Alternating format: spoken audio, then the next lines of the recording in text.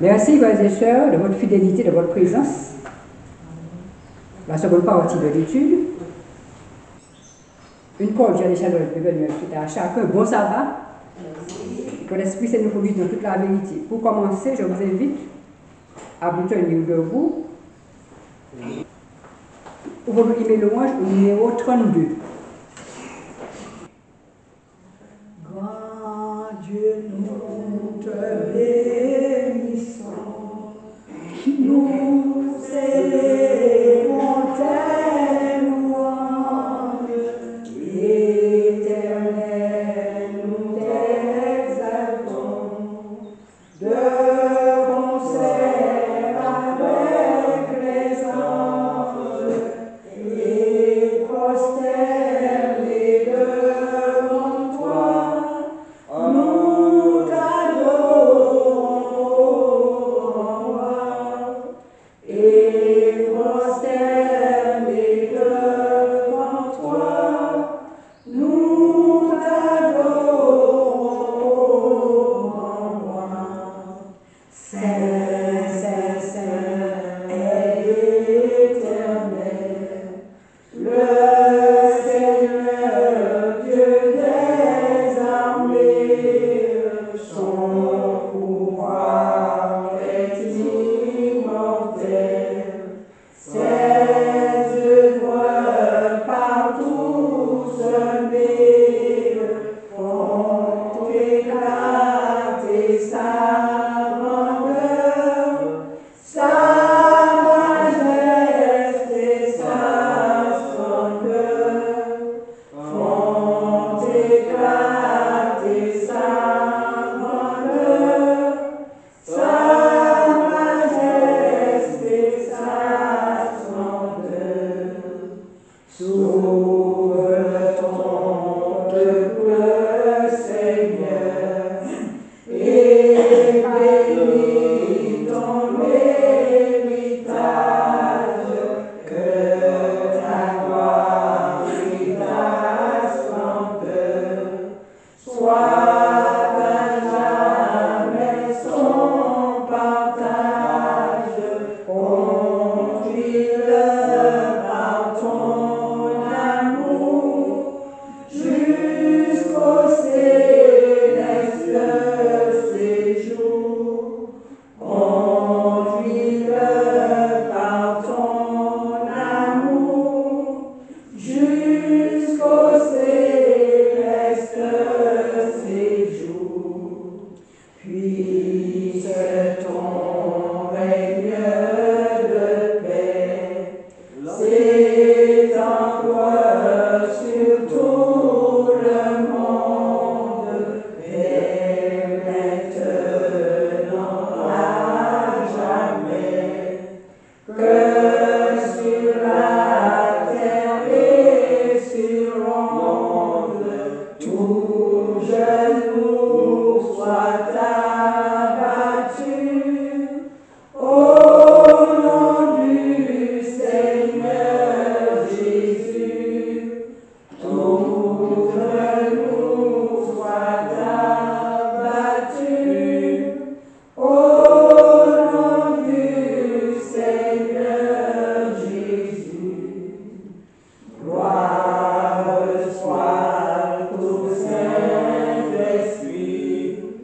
gloire soit à Dieu le Père, gloire soit à Jésus-Christ, notre Sauveur, notre Frère, son immense charité dure à perpétuité,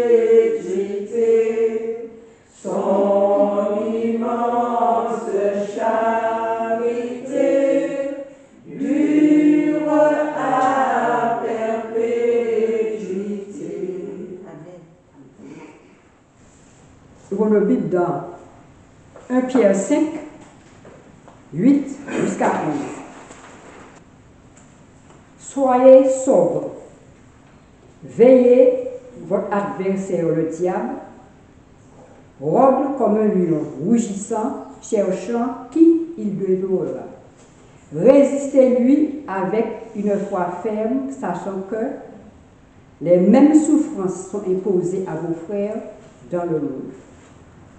Le Dieu de toute grâce, qui vous a appelé en Jésus-Christ à sa gloire éternelle, après que vous aurez souffert un peu de temps, vous perfectionnera lui-même, vous affermira, vous fortifiera, vous rendra inébranlable. À lui soit la puissance au siècle des siècles. Amen. Amen. Frère chéri, pour le culte de la matinée. Prenons notre Bible et reprenons la lecture qui a été lue dans 1 Pierre 5. 1 Pierre 5, le verset 8 à 11. On va le relire. Soyez sobres, veillez. Votre adversaire, le diable, rôde comme un lion rugissant, cherchant qui il dévore. Résistez-lui avec une foi ferme, sachant que les mêmes souffrances sont imposées à vos frères dans le monde. Verset 10. Le Dieu de toute grâce qui vous a appelé en Jésus-Christ à sa gloire éternelle, après que vous aurez souffert un peu de temps, vous perfectionnera, lui-même vous affirmera, vous fortifiera, vous rendra inébranlable. À lui soit la puissance au siècle des siècles. Amen.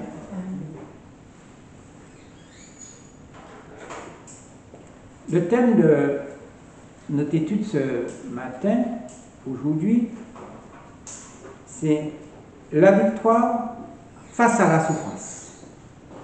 La victoire face à la souffrance. Bientôt, beaucoup de personnes vont fêter, du moins faire la fête. Ils diront bonne année. 1er janvier, bonne année. Beaucoup vont danser. Alors,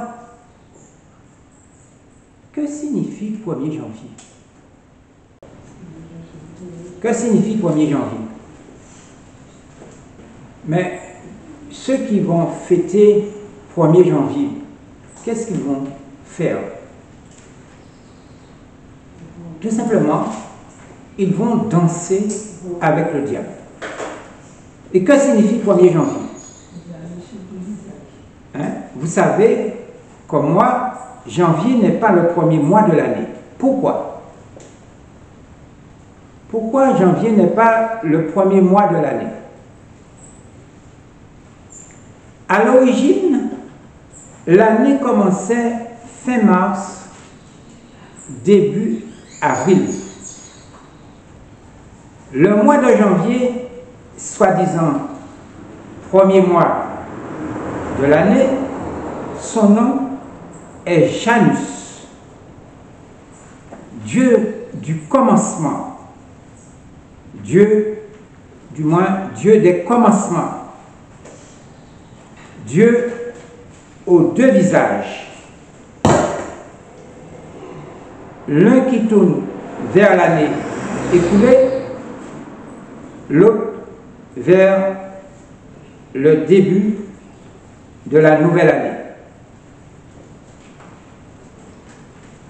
C'est en 1564, Charles IX,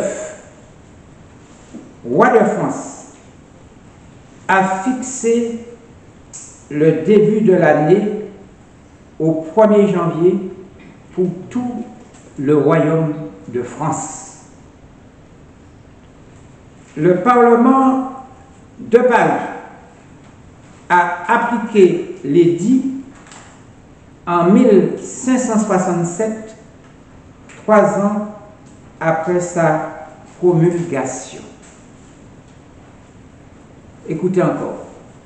Grégoire XIII, élu pape en 1572, fixa le début de l'année pour toute la chrétienté au 1er janvier. Le 1er janvier, où Janus aux 2 visages, porte du sang et des blessures. C'est-à-dire, quand vous dansez avec le diable au 1er janvier, vous trimballez toutes vos passés, tous vos déboires, et vous entrez dans l'autre visage avec l'année suivante. Il est issu du paganisme et des démons. Dans le christianisme, les adeptes de 1er janvier cherchent résurrection sans l'abandon du péché. Cherchent aussi une vie meilleure à l'image de la destinée Janus, le Dieu aux 2 visages, participe dans l'apostasie des pratiques magiques, horribles, malsaines, avec une espèce de fraternité dans une société en pleine crise. Voilà les adeptes des 1er janvier, leur situation. Vous me direz, mais comment? Comment, frère? Cela consiste en l'honneur du 1er janvier, où Janus a 2 visages, ou du moins Janus, le Dieu aux 2 visages, des soi-disant enfants de Dieu font la fête pour s'étourdir, de vibrer, de s'éclater dans la gloutonnerie, parce que c'est le jour qu'on mange, qu'on boit, au même titre que l'ivrognerie. Aussi, dans ces processions nocturnes et rituelles, Yves, à l'esprit licencieux, danse, chante dans l'impureté morale en l'honneur de Janus, le Dieu aux 2 visages, afin d'oublier la grande crise qui vient. Malgré cela, face aux épreuves de la vie qui sont fréquentes, les soi-disant chrétiens ou chrétiennes trébuchent, s'enfoncent aveuglément dans des gouffres d'épreuves tout au long de l'année nouvelle. Pourquoi? Tout simplement, ils ont dansé avec le diable. Et je dirais, voilà ou voici le christianisme postmoderne. C'est ça la modernisation du christianisme. Si vous et moi, nous sommes enfants de Dieu, nous ne fêtons pas la fête avec Janus aux 2 visages. Si nous sommes enfants de Dieu, Nous sortons de ces fêtes païennes, malsaines, dépravées et aussi immorales. Pour continuer encore notre récit, le pape Grégoire XIII,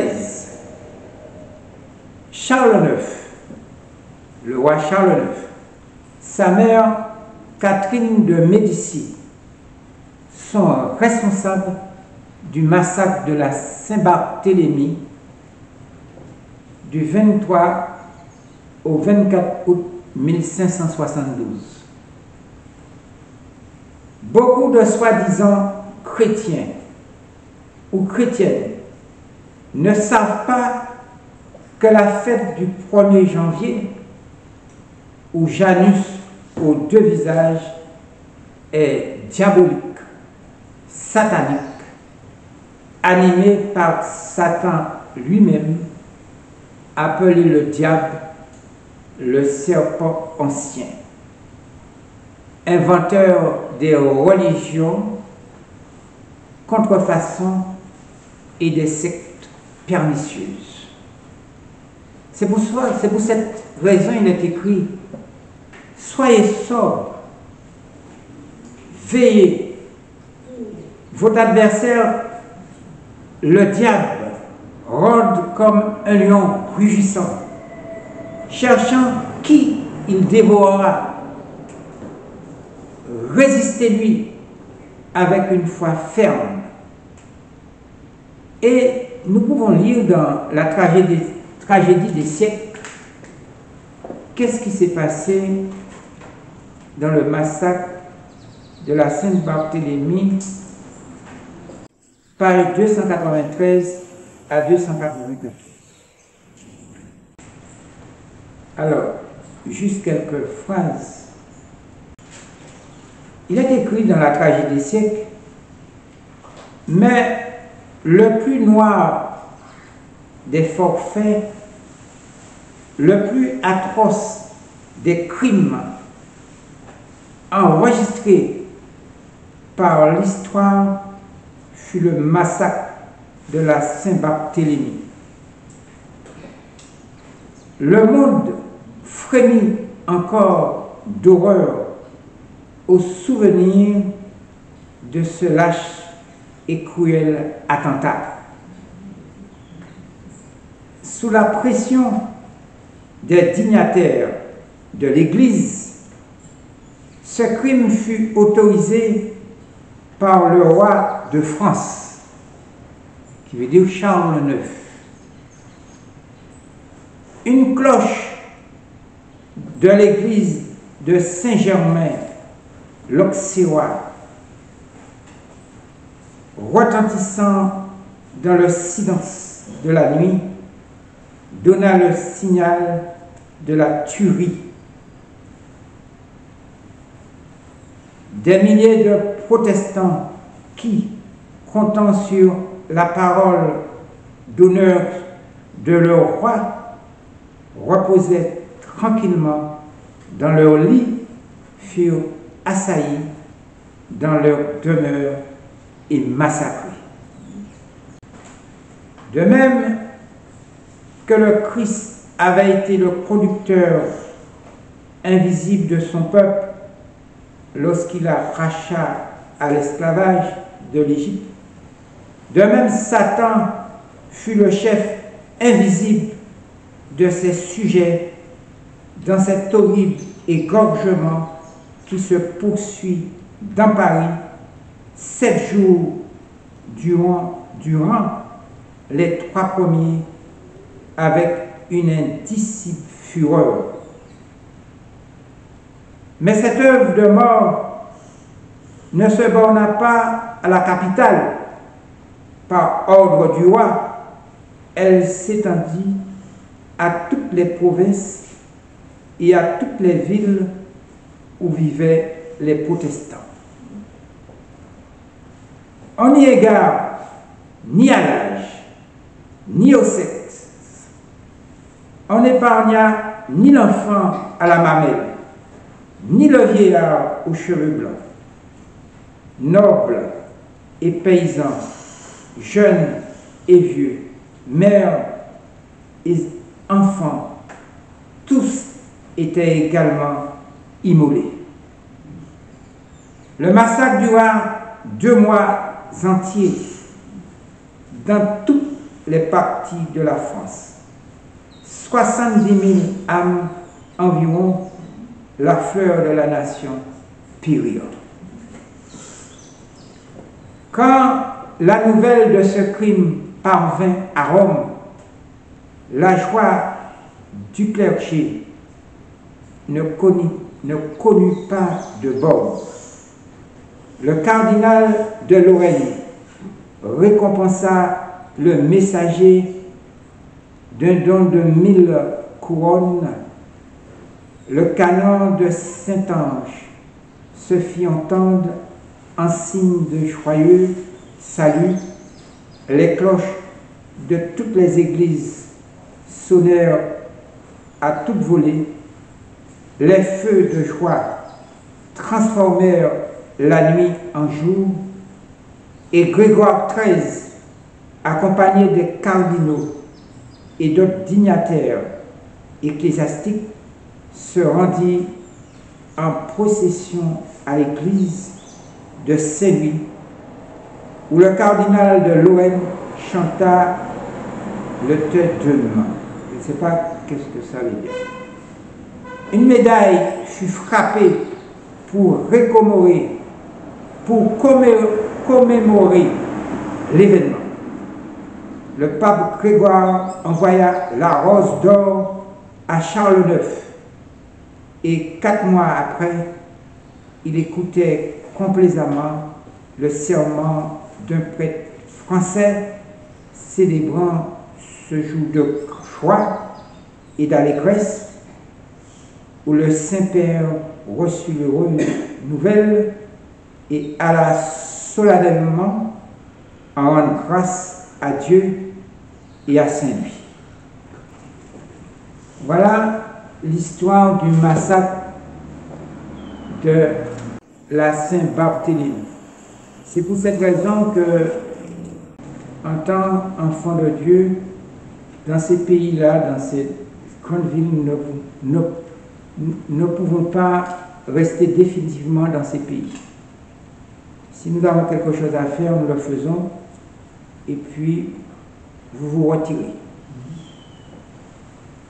Chers amis, chères sœurs et frères, vous savez comme moi, tout n'est pas rose au cours de notre vie. La vie de l'homme ne lui appartient pas. La vie de l'homme est courte. Dans le psaume 103, verset 15, il est écrit: l'homme, ses jours sont comme l'herbe. Il fleurit comme la fleur des champs. Lorsqu'un vent passe sur elle, elle n'est plus, et le lieu qu'elle occupait ne la reconnaît plus. Mais la bonté de l'Éternel dure à jamais pour ceux qui le craignent, et sa miséricorde pour les enfants de leurs enfants. Pour ceux qui gardent son alliance et se souviennent de ses commandements afin de les accomplir. Je reprends la phrase. Mais la bonté de l'Éternel dure à jamais pour ceux qui le craignent, et sa miséricorde pour les enfants de leurs enfants, pour ceux qui gardent son alliance et qui se souviennent de quoi? De ses commandements afin de les accomplir. Et nous pouvons lire dans le psaume 7. Prenez votre Bible. Le psaume 7.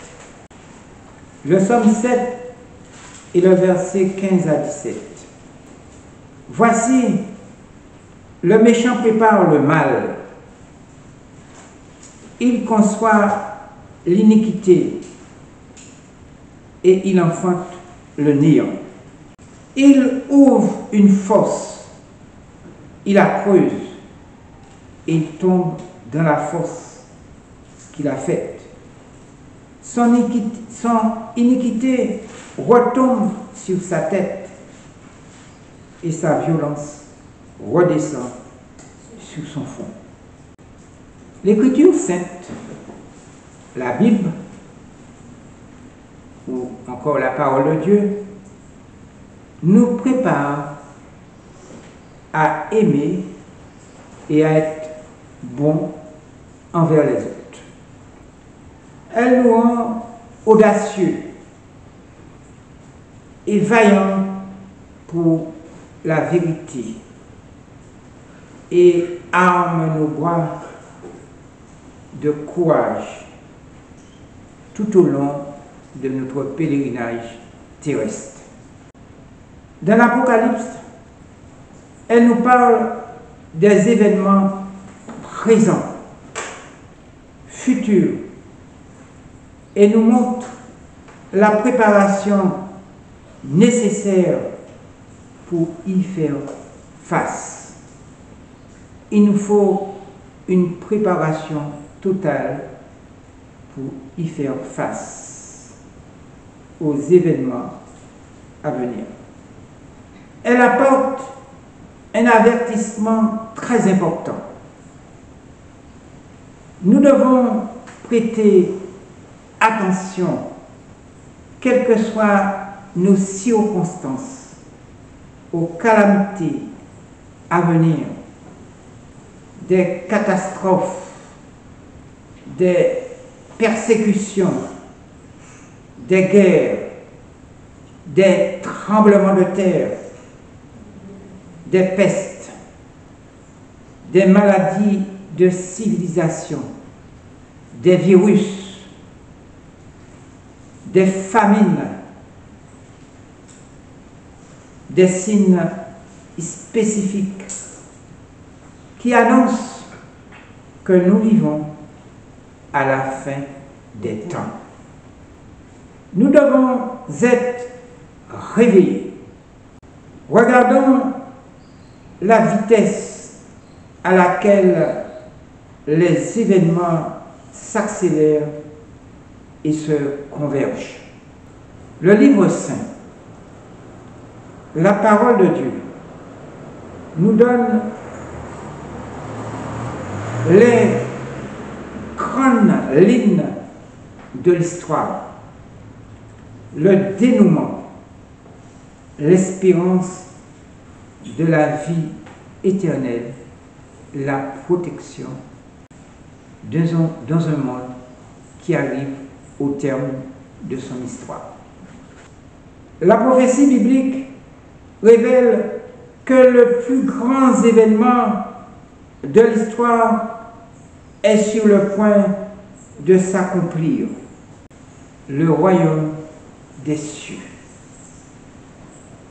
Satan le diable, appelé le serpent ancien, est la vérité. Il n'aime pas la vérité. Pourtant, il connaît la vérité.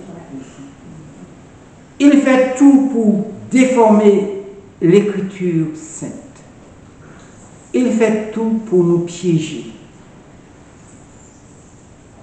L'une de ses stratégies consiste à discréditer la parole de Dieu. Mais il est écrit ceci dans l'Apocalypse, prenons notre Bible, Apocalypse 22, 17 à 20. Et l'esprit et l'épouse disent, viens. Et que celui qui entend dise, viens. Et que celui qui a soif vienne. Que celui qui veut prenne de l'eau de la vie gratuitement. Je le déclare à quiconque entend les paroles de la prophétie de ce livre. Si quelqu'un y ajoute quelque chose, Dieu le frappera des fléaux décrits dans ce livre. Et si quelqu'un retranche quelque chose des paroles du livre de cette prophétie, Dieu retranchera sa part de l'arbre de la vie et de la ville sainte décrite dans ce livre. Celui qui atteste ces choses dit, oui, je viens bientôt. Amen. Viens Seigneur Jésus. Que la grâce du Seigneur Jésus soit avec tous. Nous lisons encore, prenons la tragédie des siècles. Tragédie des siècles, page 608. Nous lisons à partir de la troisième paragraphe. Nous sommes à la veille de la tentation qui va venir sur le monde entier. Pour éprouver les habitants de la terre, tous ceux dont la foi ne repose pas fermement sur la parole de Dieu seront séduits et succomberont. Vous voulez que je répète la phrase? Je le répète. Nous sommes à la veille de la tentation qui va venir sur le monde entier. Pour faire quoi? Pour éprouver les habitants de la terre. Tous ceux dont la foi ne repose pas fermement sur quoi?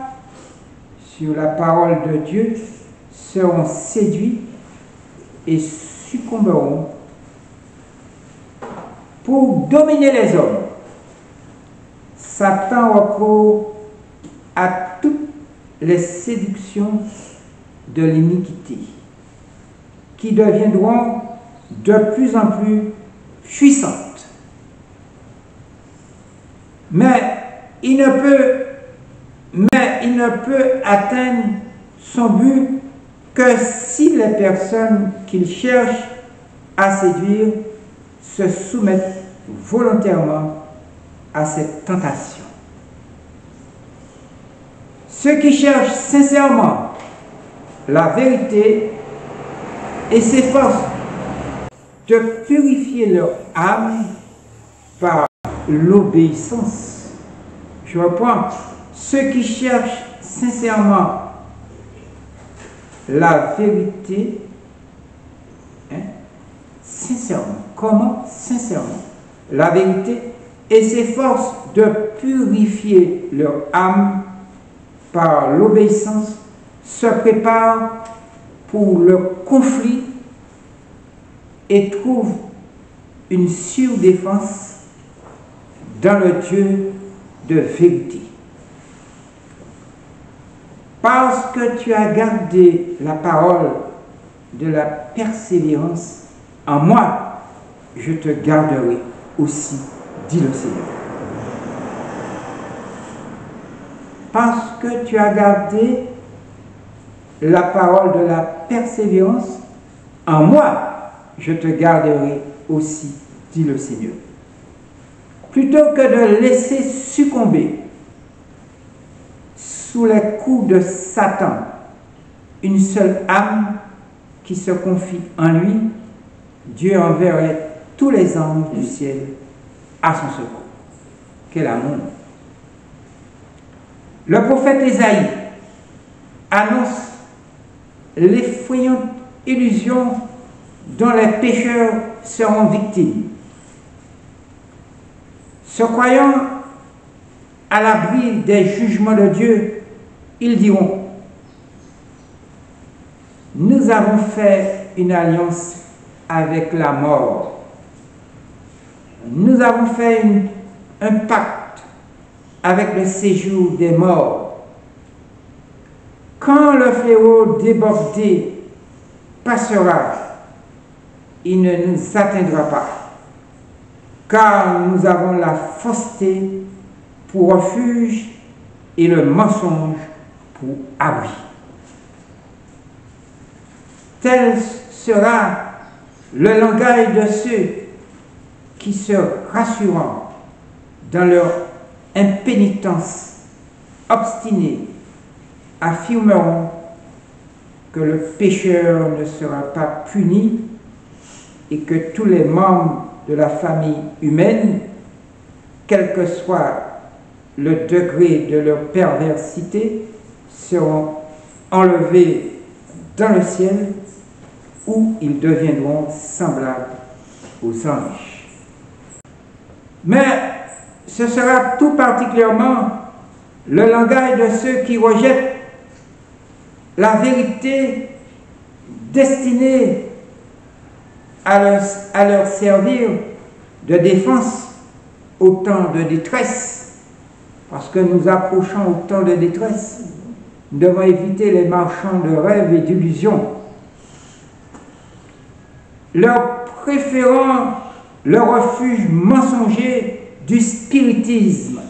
C'est pour cette raison que beaucoup de gens sont enfoncés dans le spiritisme, voyant la sorcellerie partout, et font une alliance avec la mort, un pacte avec le séjour des morts. Fin de citation. Chers amis, chers frères et sœurs, dans ce monde de douleur, nous sommes souvent déçus, troublés, angoissés, épuisés. Le découragement nous envahit et nous perdons tout espoir. Mais qui est responsable de nos souffrances? Qui est responsable de nos souffrances? Souvent, vous et moi, nous sommes confus, pauvres victimes, tordus, brisés, entraînés dans le chagrin, envahis de tristesse, artisans de notre propre douleur et nos souffrances.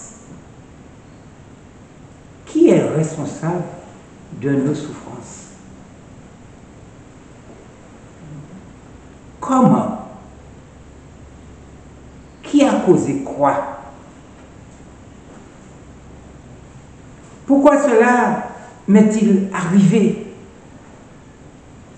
C'est la question de tous les temps qu'on se pose. Pourquoi cela m'est-il arrivé?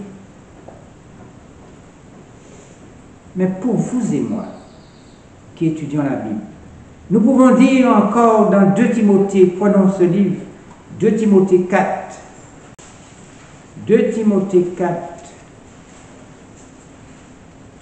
et le verset 18.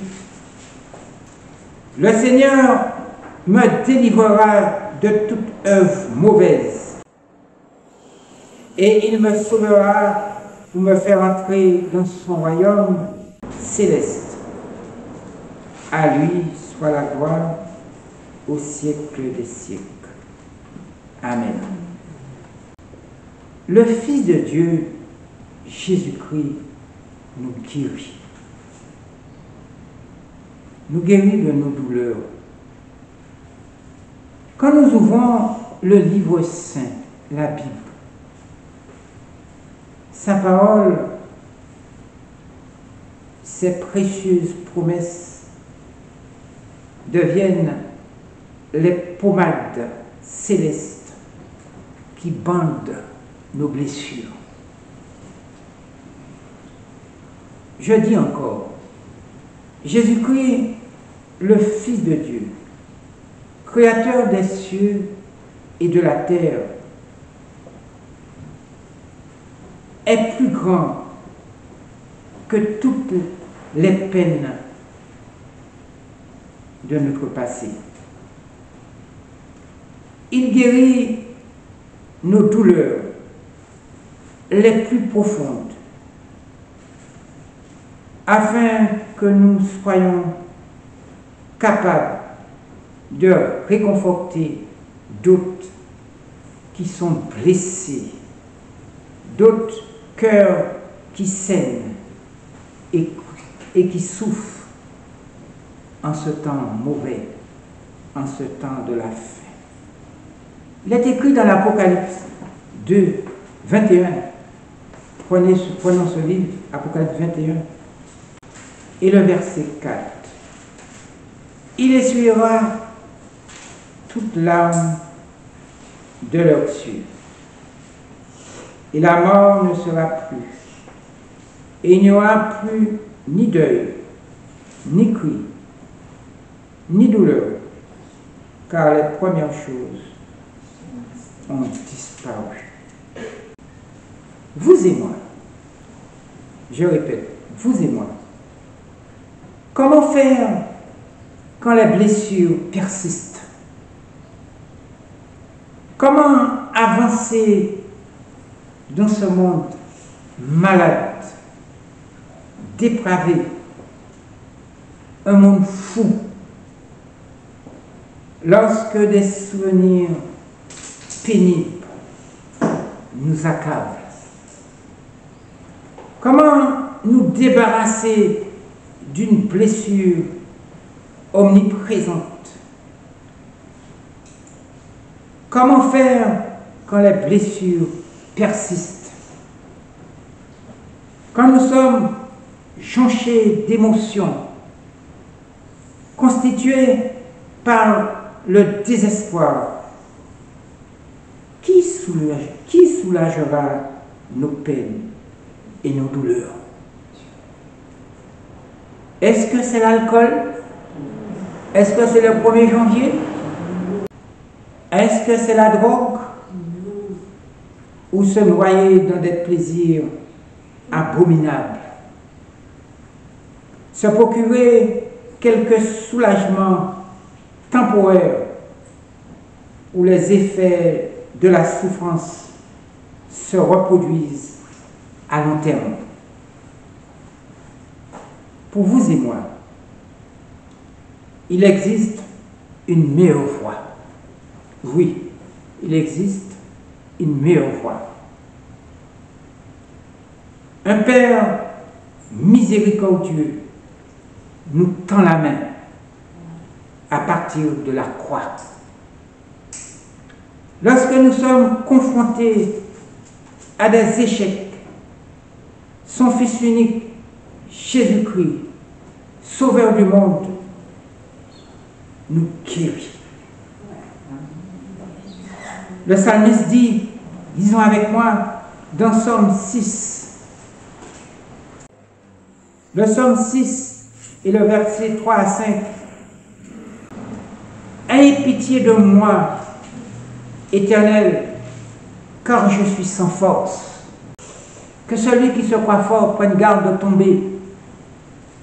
Mais le psalmiste dit ici, ayez pitié de moi, Éternel, car je suis sans force. Guéris-moi, Éternel, car mes os sont tremblants. Mon âme est toute troublée. Et toi, Éternel, jusqu'à quand? Reviens, Éternel, délivre mon âme, sauve-moi à cause de ta miséricorde. Et lisons Matthieu 11. Matthieu 11. Matthieu 11 et le verset 28 à 30. Venez à moi, vous toutes, vous tous, qui êtes fatigués et chargés, et je vous donnerai du repos. Prenez mon joug sur vous et recevez mes instructions, car je suis doux et humble de cœur, et vous trouverez du repos pour vos âmes. Car mon joug est doux et mon fardeau léger. Lisons Ésaïe 41, verset 14. Ésaïe 41, verset 14. Il est écrit: ne crains rien, fermisseau de Jacob, faible reste d'Israël. Je viens à ton secours, dit l'Éternel, et le Saint d'Israël est ton sauveur. Il existe, chers amis, chers frères et sœurs, il existe un autre principe divin de guérison pour vous et moi. Vous me direz quoi ou comment? Nous devons pardonner dans le cœur à ceux qui nous ont fait du mal, qui nous haïssent et qui nous maudissent. Si nous sommes incapables de pardonner, notre guérison est vaine. Pourquoi? Mais pourquoi? Jésus-Christ, le Fils de Dieu, a déjà porté nos souffrances, nos douleurs, notre tristesse sur la croix. Souvenons-nous, il fut rejeté, méprisé, ridiculisé, trahi, battu, condamné et crucifié.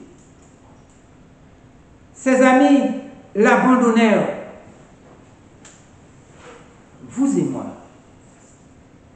la douleur que nous endurons est faible en comparaison avec ce qu'il a subi. Sa souffrance fut beaucoup plus intense que la nôtre. Du haut de la croix, il dit ceci. Lisons-le dans Luc 23, le verset 34. Luc 23, verset 34. Jésus dit: Père, pardonnez-leur, car ils ne savent ce qu'ils font. Ils se partagèrent ses vêtements en tirant au sort. Père, pardonnez-leur, car ils ne savent pas ce qu'ils font. Il y a un autre principe biblique. Nous l'avons parlé ce matin. Job révèle ce principe éternel, indépendamment de sa faute. Job a perdu sa maison, son travail, sa famille, ses amis et sa santé. La santé joue un rôle primordial dans notre vie. Si on n'a pas de santé, on ne peut rien faire. Sa vie fut dramatiquement changée en très peu de jours. Mais loin de pleurer sur son sort, Job s'écria. Lisons ce qu'il dit dans Job 19. Job 19, 25 à 26. Mais je sais, Job 19, 25 à 26. Mais je sais que mon Rédempteur est vivant et qu'il se lèvera le dernier sur la terre. Quand ma peau sera détruite, il se lèvera. Quand je n'aurai plus de chair, je verrai Dieu. Chers amis, chères sœurs et frères, où est notre victoire face à la souffrance, aux tribulations, en ce temps mauvais? Où est notre victoire? Je répète encore, où est notre victoire? Les bons et les mauvais moments s'en vont. On oublie vite les bons moments. Mais les mauvais moments reviennent toujours dans notre subconscient. Oui, les bons et les mauvais moments s'en vont. La bonté du Fils de Dieu, Jésus-Christ, soigne vous et moi aujourd'hui les déboires du passé. C'est la seule protection fiable dans un monde dégradé, malade par le péché. Notre victoire est en Jésus-Christ, Fils de Dieu. Allons vers l'avant. Ne retournez pas en arrière. C'est ma prière pour vous et pour moi-même. Amen.